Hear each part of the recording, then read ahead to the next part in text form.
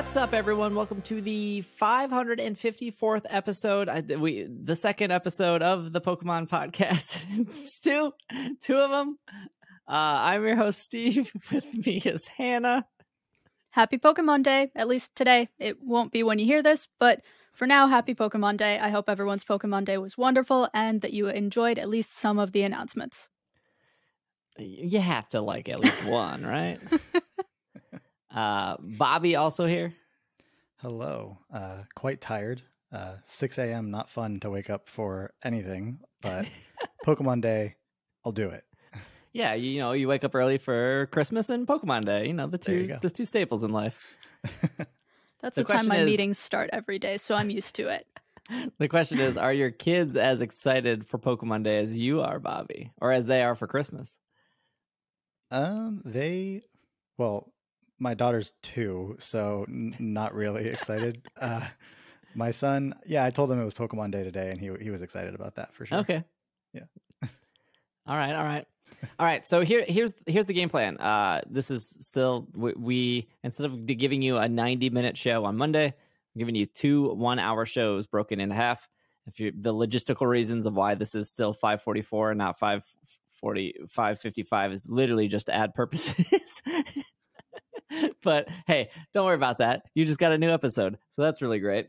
There's a lot of stuff announced. We're trying to keep this an hour, so we're gonna focus on the Scarlet and Violet DLC. I know there was Pokemon Sleep and some anime stuff and Unite and Masters and something else I'm probably forgetting. The great thing about podcasts is there will be more. So whatever we don't get to this episode, we will talk about the next episode.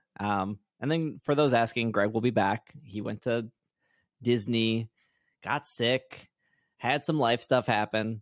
Totally cool. I gave him a new mixer though, so I'm excited to see how fancy that is when he comes back. But no worries. Pokemon Day. We're gonna tackle the big announcement here. We're gonna spend the next 55 minutes talking about a 3-minute trailer from a 22-minute trailer. Today, this is the press release, by the way. I'll try to get through all of this. Today on Pokemon Day, during a special Pokemon Presents video presentation that was streamed online to fans around the world, the Pokemon Company announced the hidden treasure of Area Zero. That's a mouthful of a DLC. New downloadable content for the blockbuster Pokemon Scarlet and Pokemon Violet video games. Global sales of the Pokemon Scarlet and Violet video games for the Nintendo Switch has surpassed 10 million combined units after the first 3 days worldwide on November 18th. The highest global sales for any software on a Nintendo platform within that time frame. The hidden treasure of Area Zero will take fans deeper into the world of Pokemon Scarlet or Pokemon Violet, consisting of 2 different adventures. Both games get the same 2 adventures. I know that's confusing. We had the same confusion during Sword and Shield. The Pokemon Company put an infographic on how to not purchase the wrong DLC this time around. But 2 different adventures. Part 1 is called the Teal Mask. That will launch in fall of 2023. Don't worry, we'll bust out the calendars for you guys. And then part 2, which is called the Indigo Disc, will release at a later date. Fans can purchase the hidden treasure of Area Zero now on the Nintendo eShop. Okay, so 2 DLCs, same as Sword and Shield. I believe we got June and October for Isle of Armor and Crown Tundra. And no one is going to be able to convince me except for if a Game Freak dev speaks to me specifically. Nobody's going to be able to convince me that the first one of these DLCs wasn't meant to be a summer DLC. Because that's a summer festival. The trailer opened into a summer Japanese countryside. This is like summer vacation kind of theme from anime. This was, as far as I can tell, intended to be a summer DLC. But it's coming out in the fall. I agree with you. I don't think... I agree that it was probably supposed to be June, July, but I'm not upset that they're like, we probably need more time. and we're not going to know why, but yeah, I agree. I think we We kind of know I why. think we know why. We kind of know why. But yeah, no, they almost definitely pushed this one back. This feels, like I said, like a summer vacation episode of an anime. And it's based off of a old Japanese story that has been repeated for many, many years, as are the Pokemon. So there's a little bit of confusion here with release dates. Again, we'll bust out the calendar. I'm reading the official press release. This is the same thing. This is the press release they emailed to outlets, Cerebi, comicbook.com, IGN, et cetera, whether people want to report on those press releases is up to the website. Same press release here. They say fall of 2023 for Teal Mask and a later date for Indigo Disc. This press release went out at 6:30 a.m. Pacific time this morning. But on Pokemon.com, the official Pokemon website, and I just read from official Pokemon release, the Teal Mask, they say, is stated for fall of 2023. Release date subject to change. And then Indigo Disc is related for winter of 2023, subject to change. Right. That's what it was in the announcement today, too. Like that was what it was in the video as well. In the video. And now the third calendar is if you go to the eShop, the Teal Mask says December 31st or whatever, 2023. And then the Hidden Treasure or in the Indigo Disc is like April 30th, 2024. Last time I checked, April of 2024 is not the same as winter of 2023. It might be April. There might be snow on the ground in April, but that doesn't mean that is winter because spring starts March 21st. Mm-hmm. There have been other examples of eShop dates being incorrect, right? Yes. Yeah. Yeah. I think eShop needs a placeholder of some sort. Mm-hmm. That makes sense. So logistically, if we're fall begins in October, correct? Or is it September? September 21st? September 21st. Yeah. And then winter begins December 21st. Mm-hmm. So that's a 2-week window in winter 2023 for this game to come out. Yeah. But there's a difference between when it feels like winter and when it's actually technically winter. Yeah. So if they're doing December, you have the 8th, the 15th, the 22nd, and the 29th. I don't see anything really wrong with the 22nd, which is the day after winter technically begins on the calendar. That's right before Christmas. That's still pretty good marketing. That's still like people are getting the games, like, or I got an eShop gift card for Christmas. I want to get the DLC kind of thing. Oh, that's true, because there's no physical. They eventually did a physical thing for Sword and Shield, didn't they? But that was quite a bit later. They had download cards for them, and I think they did physical release as well. With I think DLC the physical release prepackaged. came a month later, though. Was it day of? I don't think it was day of. No, it wasn't day of. No, it wasn't, which is almost why certain. that close to Christmas wouldn't really affect. If they were going to do physical at some point, it probably wouldn't be day one. So, and then we have the thing we should really look at. I should get like one of those bulletin boards and like all those like arrows and strings is like we need to find the dates in October that are community day weekends and the dates that are tournaments.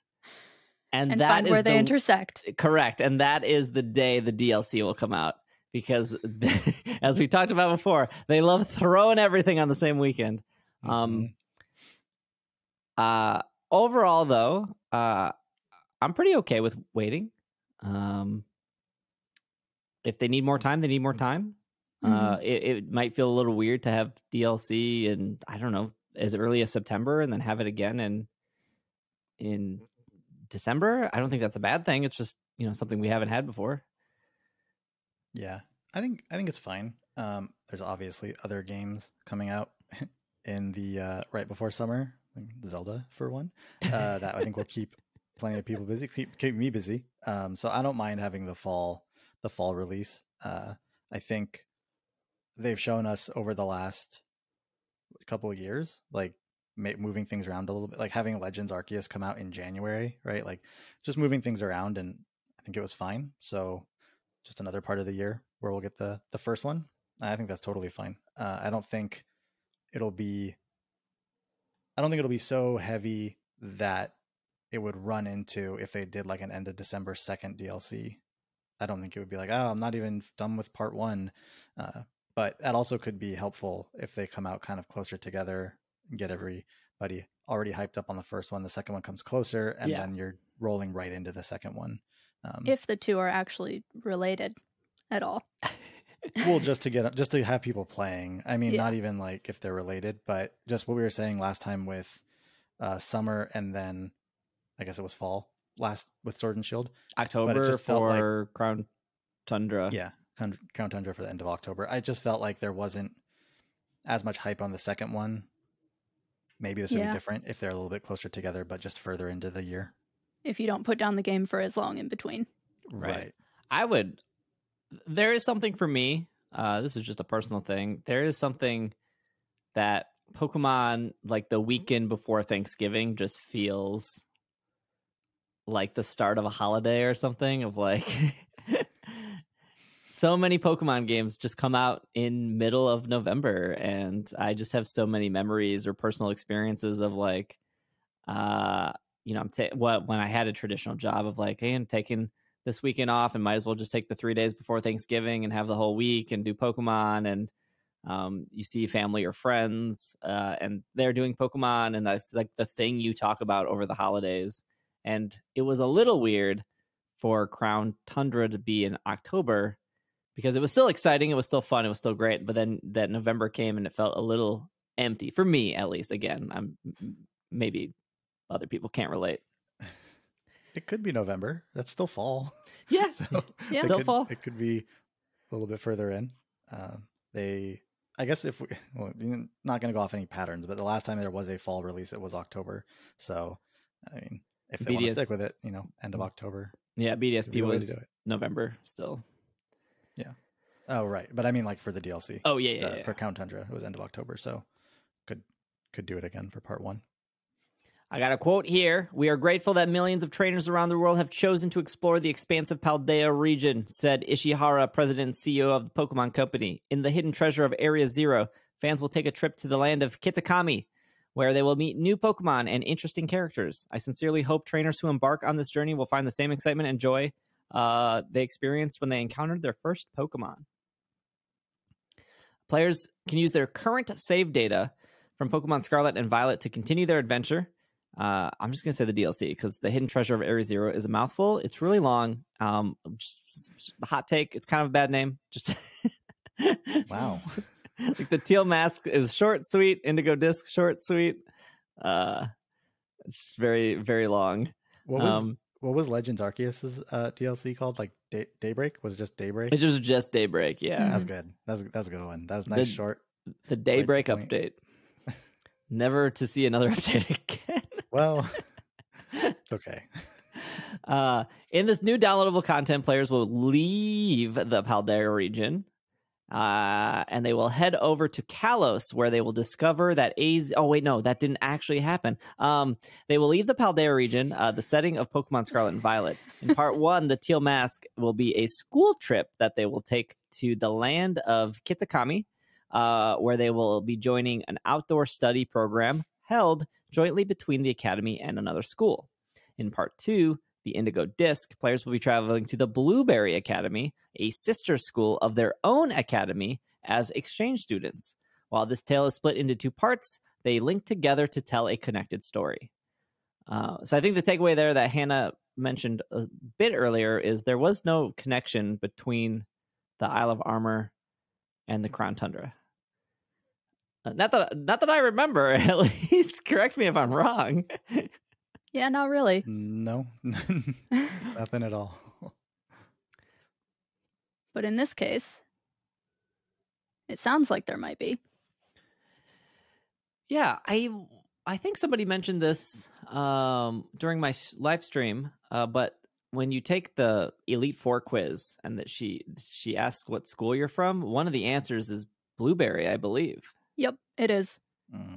Nice. A little For some reason, there. not translated into Spanish, but it's there. Blueberry in Spanish is not just blueberry, right? It has to be. Yeah, no, it's a different word. Okay. It's my Spanish pronunciation is bad. It's arandano. Learning Japanese ruined my Spanish pronunciation. Okay.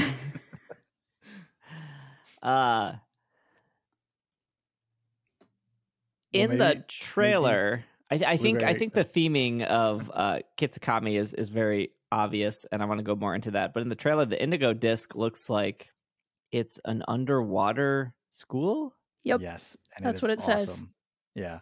I'm very much into that. There's one thing I've been diving into a lot of the lore hypotheses that people are having around these games because the lore interests me. And one thing that people have pointed out is that the behind the scenes name for these games while they were in development was Atlantis.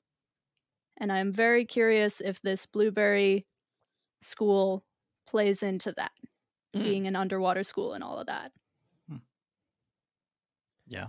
I mean, there are 400 fish Pokemon in Scarlet and Violet as well, right? So finally, I can see Finneon close up underwater. That's what I've been waiting for. All right, here we go. In part 1, the Teal Mask players will be chosen to take part in a school trip that is held each year in collaboration with another school. They will be taken to the land of Kitakami, where great mountains tower over the land. I'm sorry, there's a lot of repeating. It's a press release. That's just the nature of them.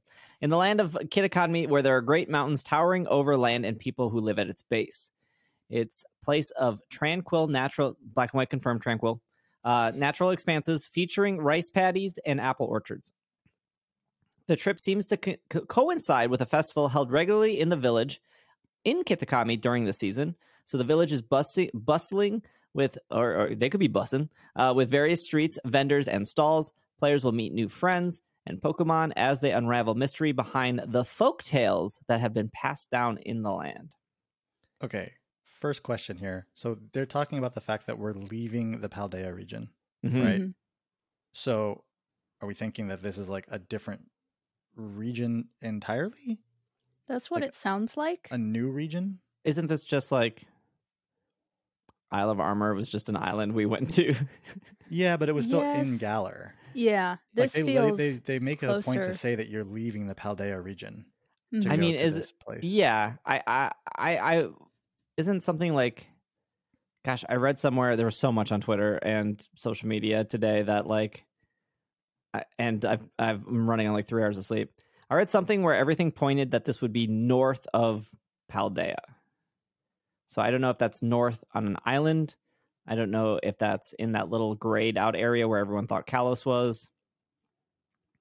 I don't know if it's in Paldea, but it's just the thing that Galar did, which was just pick up and fly over to the Crown, not the Crown Tundra, sorry, the Isle of Armor. I just feel like they wouldn't have made it a point to say you're leaving Paldea. I agree. Yeah, it does the way say I've step been reading out it of is the that region. it's a completely different region, and it feels much closer to the first few Japan-themed regions from the first few generations. Kanto coming back. Well, you think we're going all the way over. All the way over. Well, this is a very Japanese thing.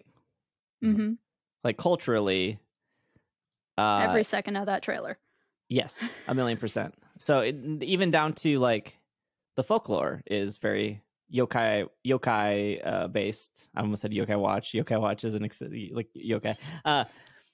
But I think thematically, in a million years, I would have never asked for this, right? I would have never been somebody would be Steve, where do you want to go in a Pokemon game? And I would have been I don't know, Australia, because we've never been there. The Egypt, because pyramids are, I couldn't think of a place. But if somebody was well, we want to go to a Japanese forest during a summer festival with fireworks, and we're going to focus on this kind of folklore, and there's going to be like stands of like food and like all of like people coming out, like thematically, that is so interesting to me. I'm so into it. Like, I want to book a trip to Japan right now. I know it's not summer, but like, point me to the direction of a forest with fireworks. I want to be there.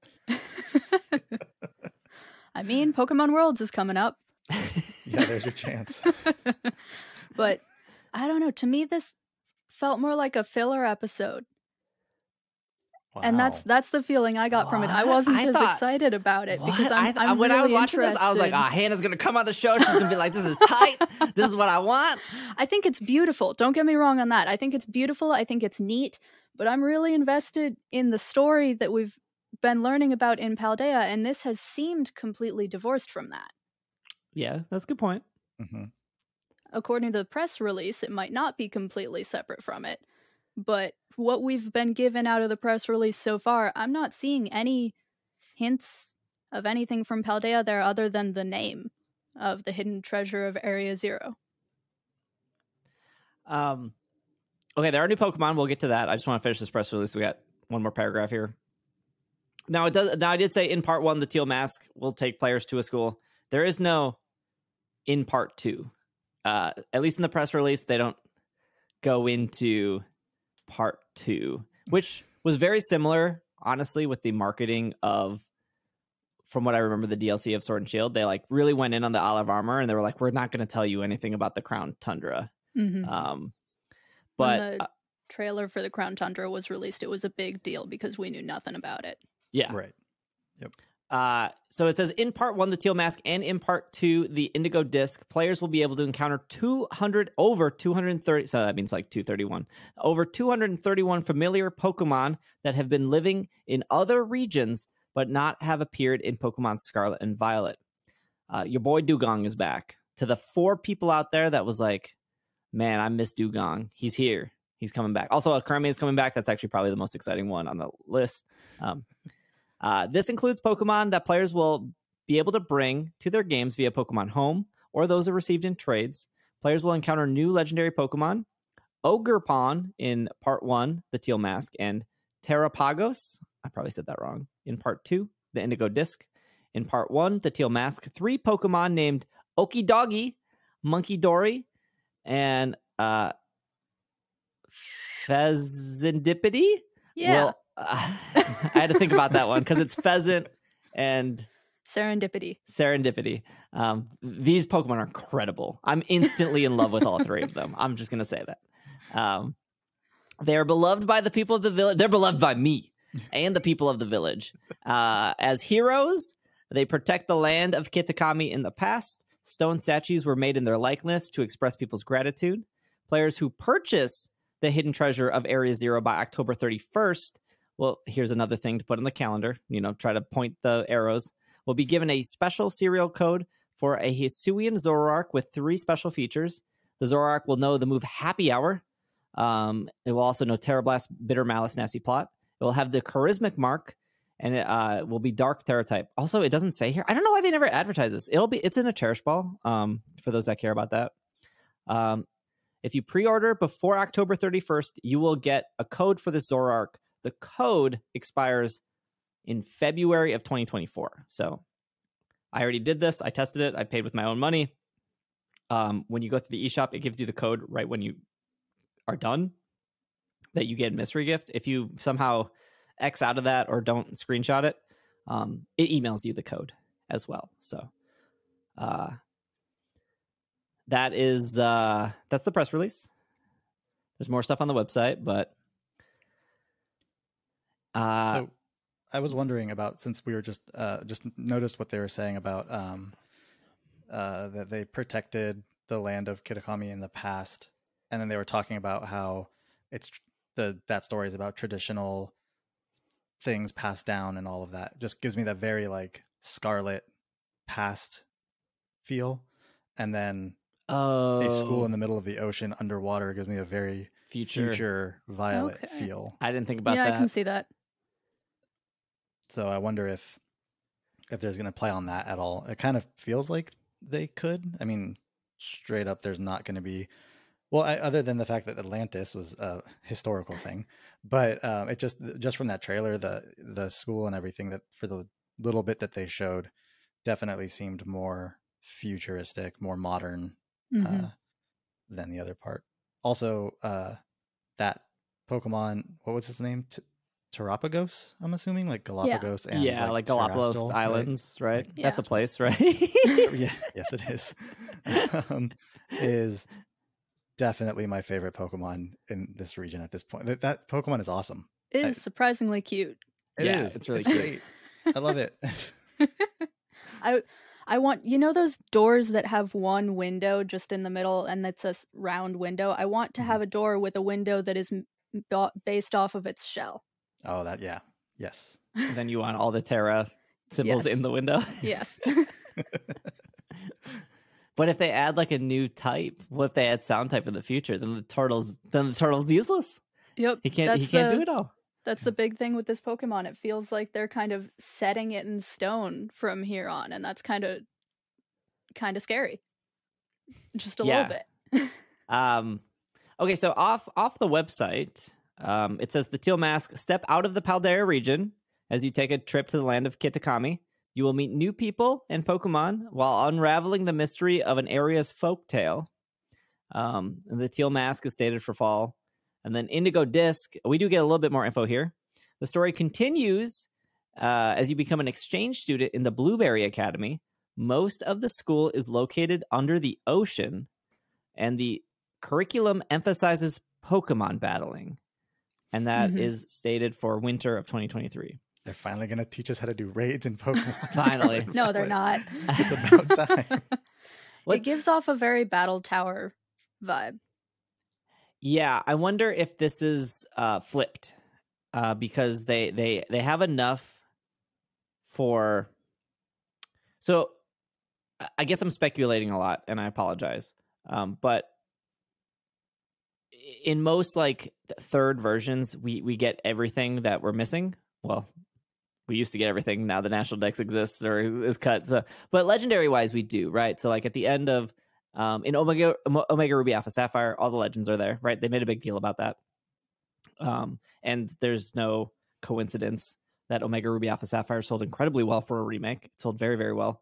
And then in Ultra Sun, Ultra Moon, all the legends are there. And then in the Crown Tundra for Sword and Shield, so ultimately like 3 main series games in a row, that added all the legends. And competitive wise, usually the final stages of competitive are legends, right? Like Landorus is now available, Cresselia is now available, Heatran is now available, Zacian, like they nerfed Zacian, right? Like Zacian's not in the game, and before the game came out, they nerfed it. They nerfed how its ability works. It does like 20 less damage. I mean, it's still an incredible amount of damage. Don't get me wrong. Zacian is still an incredible Pokemon. So it's almost safe to say that like all the legends will come back in the second DLC. And if that is battle heavy, it's almost like they flipped the Isle of Armor and the Crown Tundra. Like Isle of Armor was pretty battle heavy, comparative to the Crown Tundra, which was more like story with the horses. And then like, here's raids that you can do. Oh, and the story with the birds too, right? Like there's the horses, the birds, I guess technically the Reggies. Like they did all of these legendary stories and then the raids, which Isle of Armor was, here's Urshifu, an incredible, like a Pokemon designed for competitive, a Pokemon purely in the sense of like, we're sick of people protecting, Urshifu gets around that. We're sick of people light screening and reflecting. Great, its move always crits, it gets around that. Like it's such a menace competitively. And both were very good. And then on top of that, Isle of Armor was like, here's the vending machines for Carbos and Iron, and here's the mints, and here's like that game is that DLC is very competitive in the grand scheme of things. So I just wonder, because they just mentioned the school emphasizes battling, that to me like leans into what the Isle of Armor was kind of trying to do a little bit. Battle tower stuff, people like battle towers. Yeah, I think it'll be much more connected to the story just based on the Pokemon. I can't remember how to say its name. Terapagos? Terapagos, yeah. Yeah, just based on that, it feels like it'll be very much connected to the story, which Isle of Armor kind of wasn't. But that doesn't mean that they can't also. I mean, make Isle it of more Armor, like- you learned that Master, gosh, what is his name? Mustard was the one that trained Leon. Yeah, there is that. True. There some was character some backstory. There was a little bit, yeah. Sword and There Shield is. altogether didn't have that strong a story to begin with. What are So you talking about? it didn't. Every question was answered in that I have story. recently no gone idea back what you're and talking watched about. videos summarizing the story because I had to go back and make sure that I didn't miss anything. It makes so much sense. No. It still doesn't make sense why Leon's one of his traits is he just gets lost. I mean, he at least has a character trait. Yeah, that's true. That's, That's true. That's true. Speaking of getting lost, before we talk about these new Pokemon, let's take a quick break. And when we come back, there's a bunch of new Pokemon to talk about and some other stuff in the trailer we haven't gone over. So we will be right back. And we are back from our break. I felt like no one was talking about this. It's right on the website.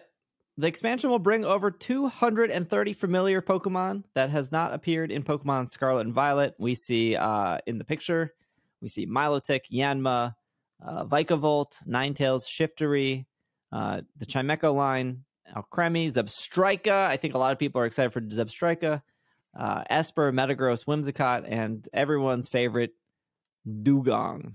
Okay, you know what? That is actually one of my son's favorite Pokemon. So- Don't talk too badly about it then. No, I don't even think he knew what Dugong was like a week ago, but I had some stickers from Mewtwo Strikes Back, the new one, whatever it was called, Mewtwo Strikes Back Evolution, or Yeah. something like that. And he saw it. He was like, "Oh, what's this Pokemon?" I was like, "That's Dugong."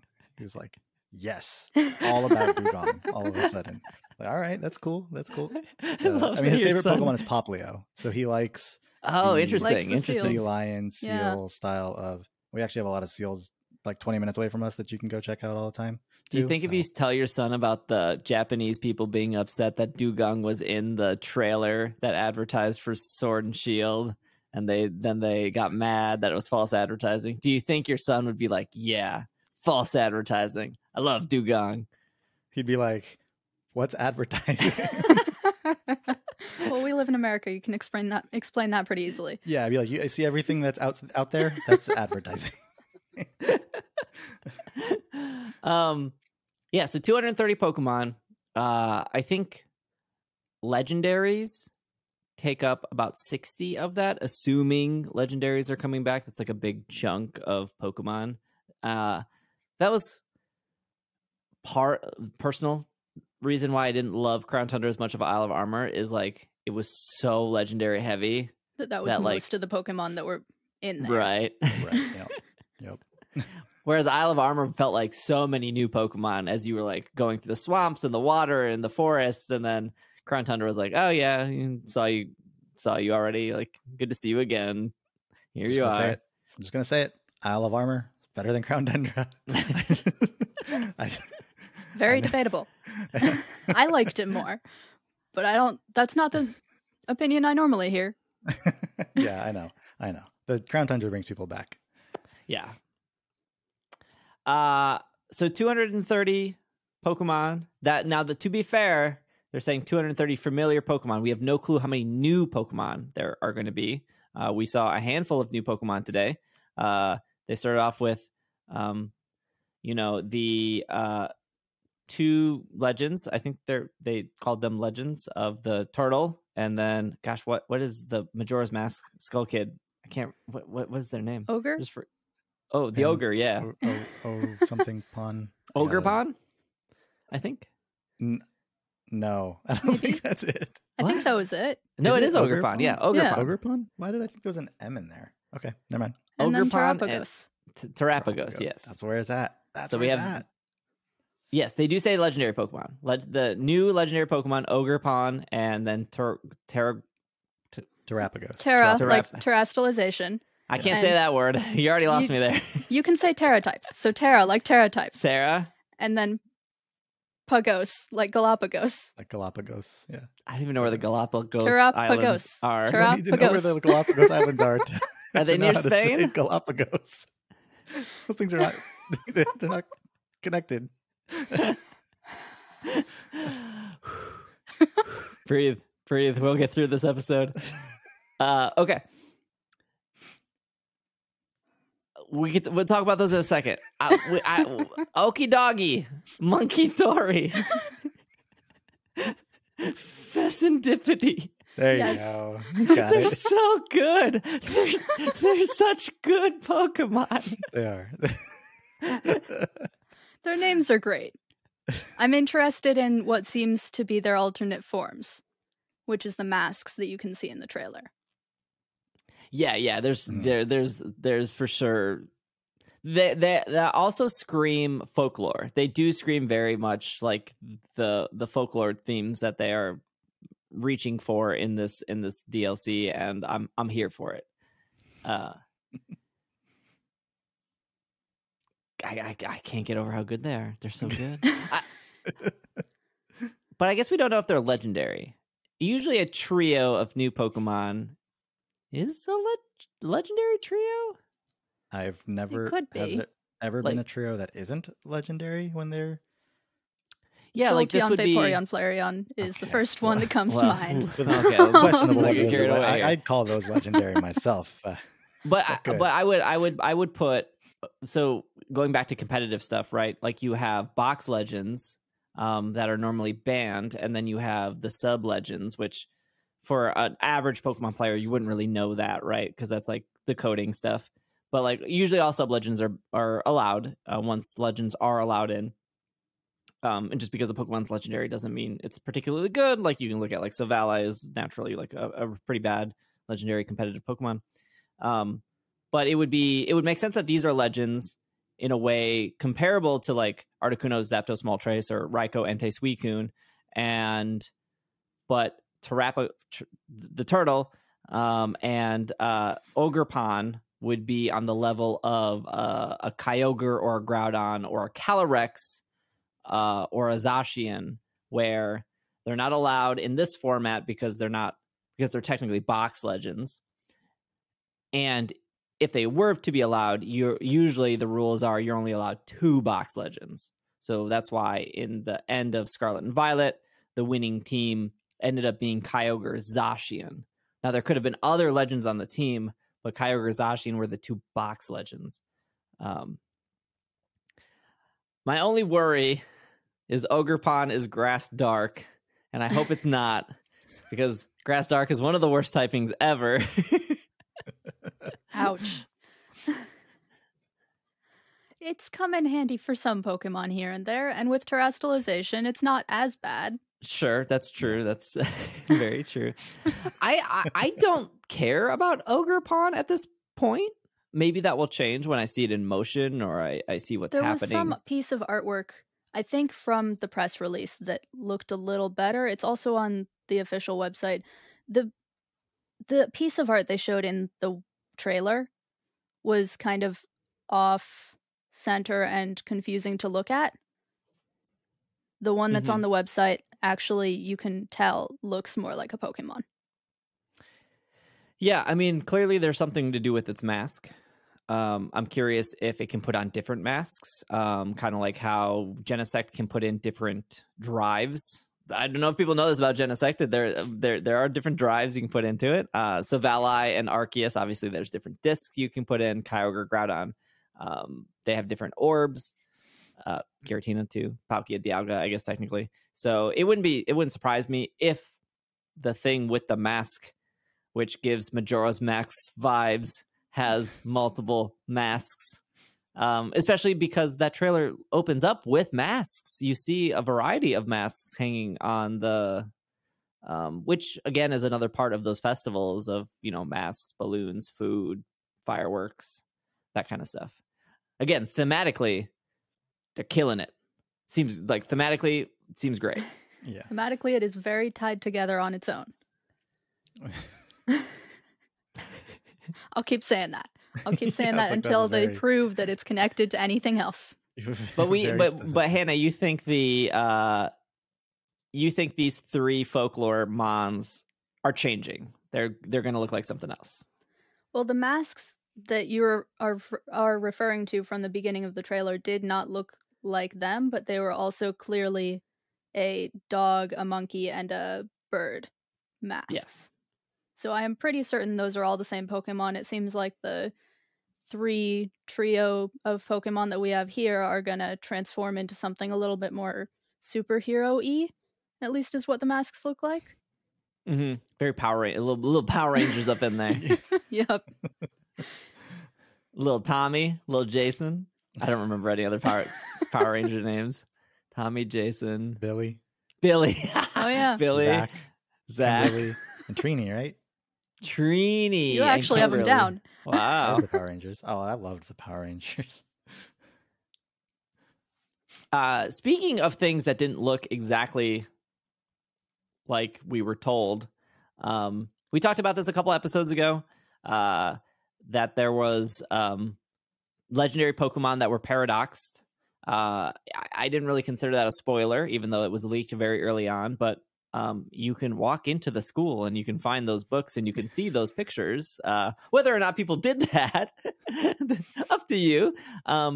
But if you did do that, if you did see those pictures, or whether that was online, on Twitter, or in the game, in the books, you saw what looked like a Suicune and maybe an Entei and maybe a Raikou, all kind of in like this beast form. And obviously that was the ancient form for Violet. And then the other book page had Scarlet, thank you. And then the other book page had what looked to be Virizion, but with a little bit of Cobalion and a little bit of Terrakion, and that was the Violet, and that looked to be the future.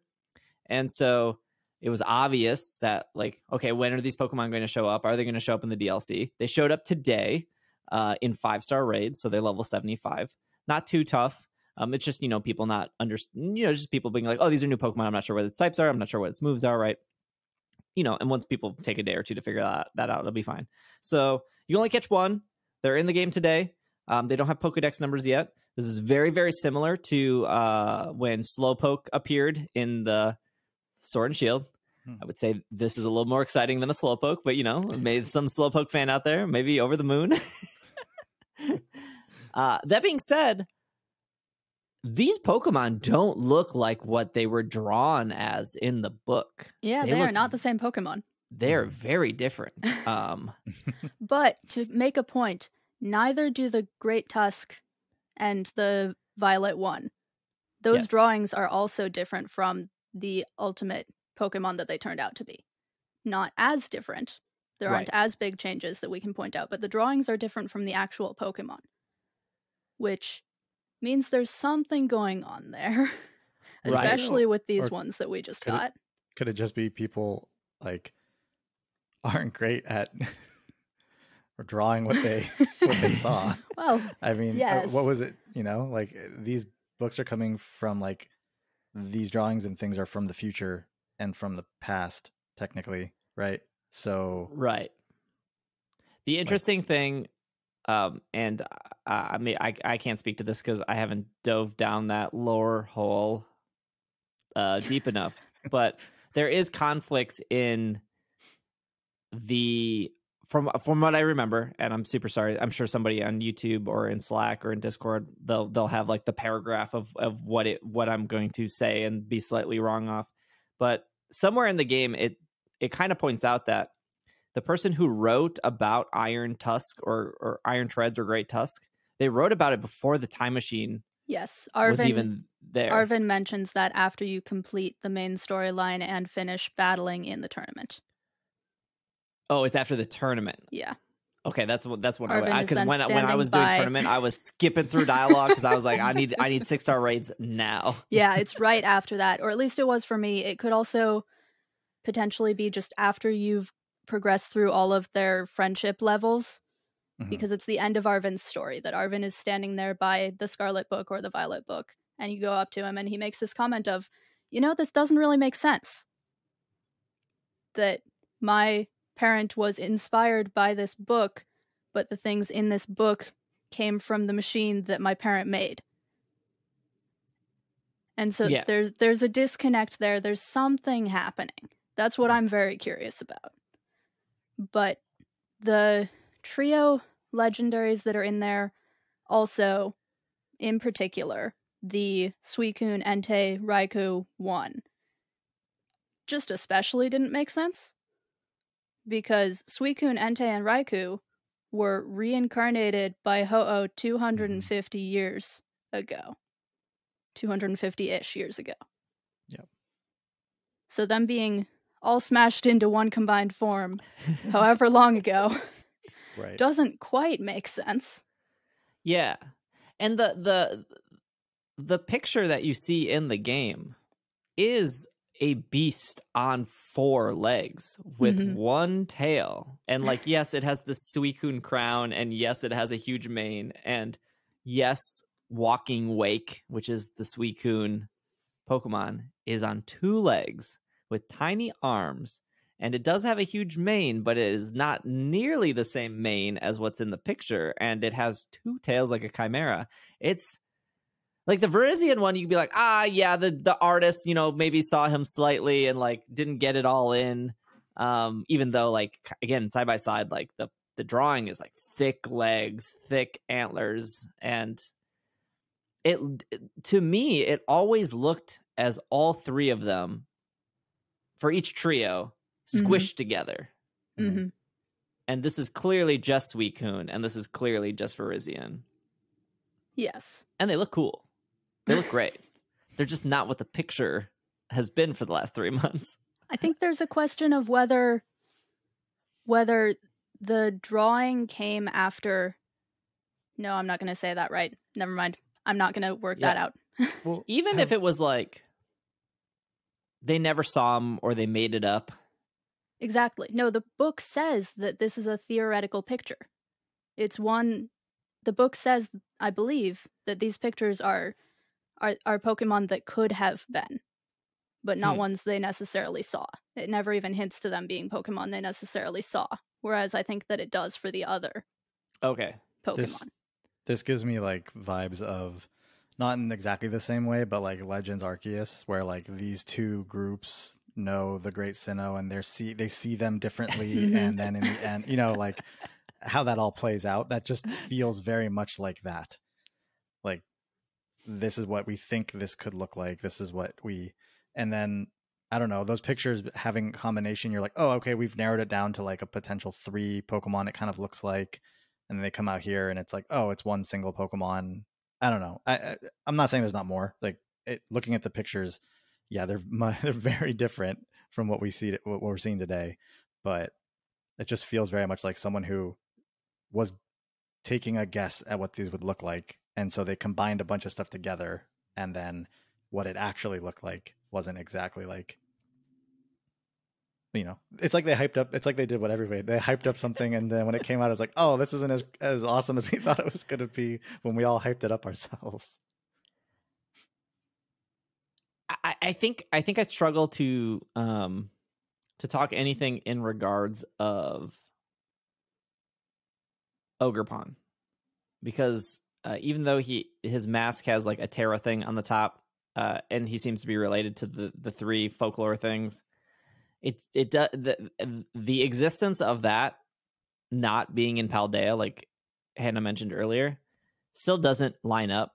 Whereas if you look at the turtle, it has every Terra thing on its back, and it is clearly the thing that they were talking about that was blacked out in the book. It's a disc. It's covered in hexagons. Yeah. His name is Terra. His name starts with Terra. like the turtle is the thing causing the problem in Area 0. It's the thing eating the lab, or something is causing it to The turtle absorb. is related to whatever is happening. Right. Whereas Ogerpon is like, we don't know what's happening there at all. And I'm sure a Pokemon will make a story. I'm sure a Pokemon story will make sense. It's not a true statement. All of us have played X and Y. None of that made sense. But in this case, at least the turtle is making sense in the fact that the disc is being corrupted, something to do with the time machine. We know where the cells are coming from. We know probably where the Terra is coming from. It's probably there's something to do with this turtle.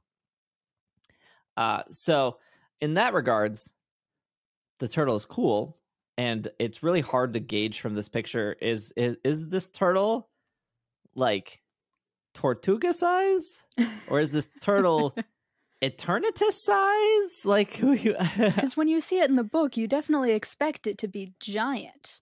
Mhm. yeah, which is a thing Pokemon loves to do. They love to give you a giant Pokemon, and then when you catch it, it is no longer giant Pokemon. Yes, it could have an alternate form or something like that for sure. Right. Yeah, We will never right. get hand form Eternatus or whatever again. Right. Oh, this reminds me of after in Legends, after you catch Arceus, and then you go and it's like in your pasture. This Pokemon have that's like this tamed. mythical started the universe Pokemon's just chilling in a pasture now. Next to like a weasel. Yeah. The big weasel. Gotta be. I think this is probably the thing we'll end on. And again, obviously there'll be more episodes coming, and we can talk about everything else that we missed. But I think I wanted the end on is kind of like we can put the Kalos rumors to bed at this point, right?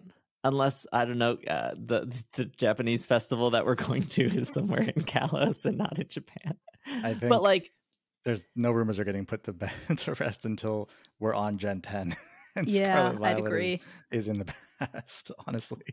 but the thing that is like, for as much as people want to go back to Kalos, and there's a bunch of reasons why, right? And there's a bunch of, I don't know, I would say reaching. I would say people like just trying to put two and two together. There was, well, AZ is Area Zero. That's like, it's just kind of stretch. The giant crater could have been caused by the cannon from Kalos. Well, that also doesn't make sense because, like, if you just went to school and you read the books, like, the crater isn't that old. The cannon is really, or the crater is older than the cannon. I think they're around the same age, actually. Oh, I don't think they're. Don't start this. No, they're not. They're not the same. No, I know this. They're not close. Stop this. They're not close. There was like Glamora looks like the flower cannon. Like, I don't know, Glamora looks like a flower. The flower cannon looks like a flower.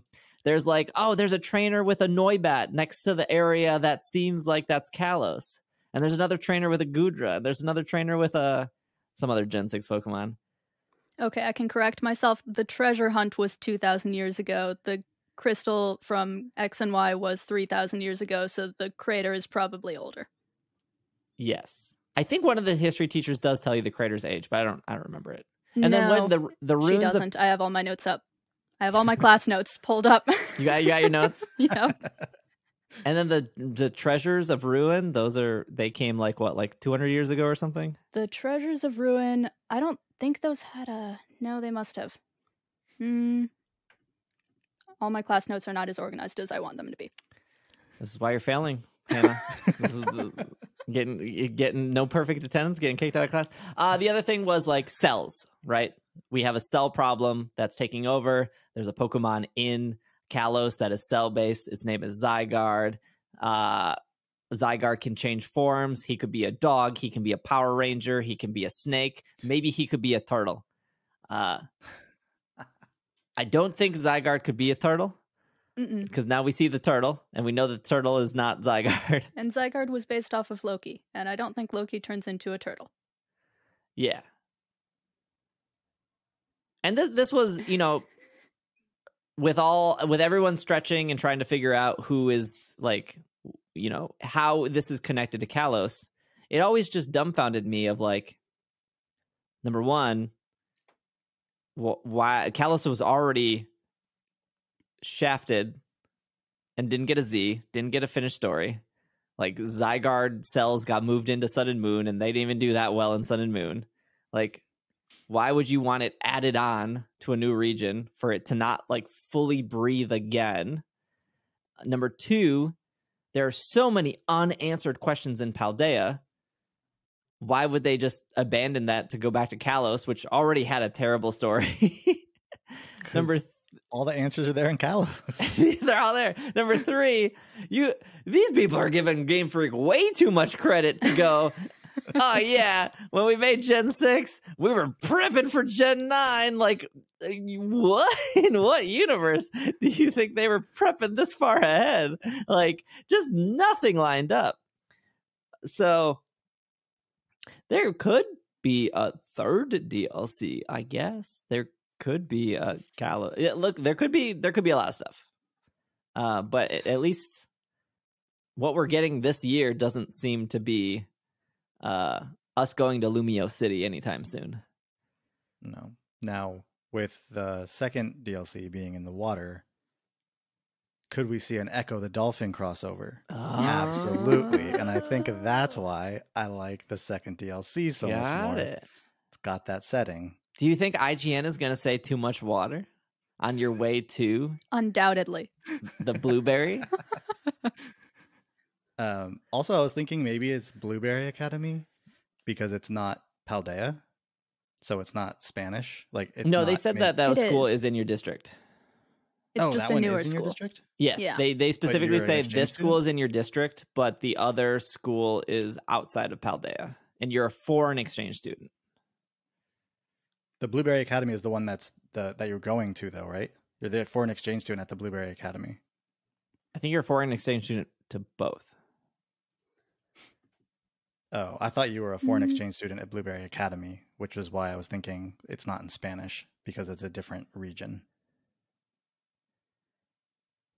So the Blueberry Academy is your academy's sister school, and you are traveling there as an exchange student. Sister schools can be in different countries, and it does say exchange student.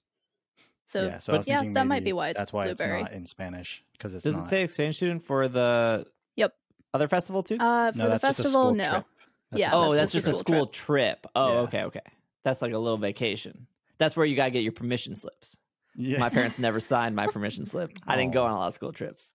There was a $10 fee to go to the zoo. Guess you're not going to the zoo. Aw. Sorry to hear. We have a zoo here. If you want to come to San Diego, I can take you to the zoo. I've been to that zoo. Very nice. It's also like $80 to get to that zoo. I have passes. I can get you. We can go.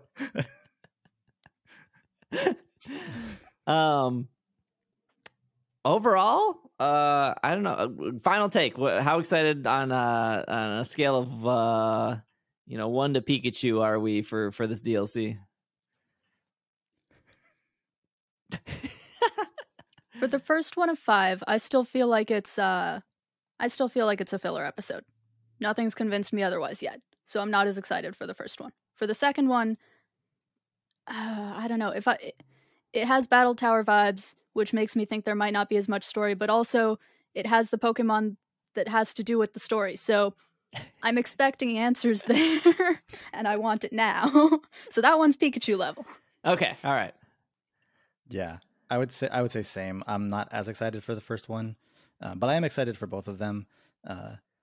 Pikachu for the second one, or Echo the Dolphin level for the second one, if it's me, just makes sense. The first one is pretty. It seems very well themed. It looks like it will be enjoyable, but I am not convinced yet that it has the story I'm looking for. That it has I could any see answers. It being almost like a side story, Mm-hmm. and also just I could see it being that, and it being like a beautiful scenery, and just a different location. And then second one, now we're diving back into the story and going that route, and then kind of figuring it all out, or whatever they decide to tell us at the end. Yeah, I'm more excited for the first, but they both seem great. I guess I had no expectations for DLC, and what they showed, I was like, sign me up. Yep, let's drive. For sure. Give me some more Oogie Boogie. What's that dude's name? Okie Dokie. Dang, these names are good. Monkey Dory. Dang, these names are good. All right, well, that's our episode. Thanks for listening.